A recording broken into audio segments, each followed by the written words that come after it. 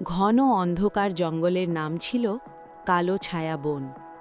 সেই বনের রাজা ছিল এক বিশাল সিংহ, নাম তার রুদ্র। এক রাতে আকাশে উঠল রক্ত লাল চাঁদ। ঠিক তখনই এক অদ্ভুত লাল পাখি, নাম টুকটুকে, ভয়ে কাঁপতে কাঁপতে উড়ে এসে রুদ্রের সামনে পড়ল।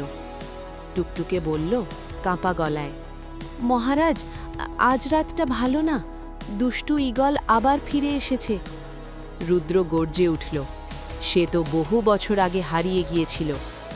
ঠিক তখনই ঝোপের আড়াল থেকে বের হলো এক হরিণ, নাম ছায়া। তার চোখে ভয়। ছায়া বলল, আমি দেখেছি, কালো পাহাড়ের চূড়ায় সে বসে আছে, তার চোখ লাল আগুনের মতো জ্বলছে। হঠাৎ আকাশে বিশাল ডানা ঝাপটার শব্দ, ফস ফস ফস। এক বিশাল কালো ঈগল নেমে এলো। তার নাম ছিল কালো ঝড়।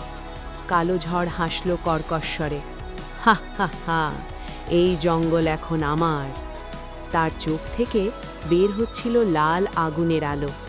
গাছগুলো কাঁপতে লাগল, বাতাস ঠান্ডা হয়ে গেল। রুদ্র সাহস নিয়ে সামনে এগিয়ে গেল।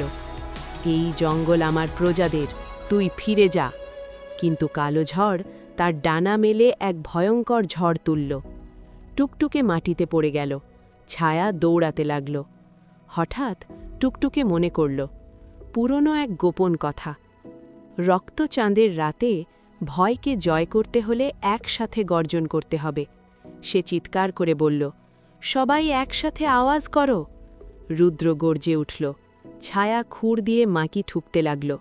টুকটুকে ডানা ঝাপটাল। তাদের একসাথে সাহসের শব্দে কালো ঝড়ের শক্তি কমতে লাগল। কালো ঝড় চিৎকার করল, না, এই সাহস আমাকে দুর্বল করে দেয়। এক ঝলকে সে অন্ধকারে মিলিয়ে গেল।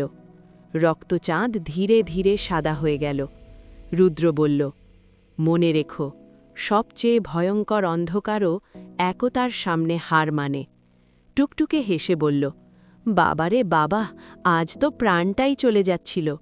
আর সেই রাতের পর থেকে কালো ঝড় আর কখনো ফিরে আসেনি।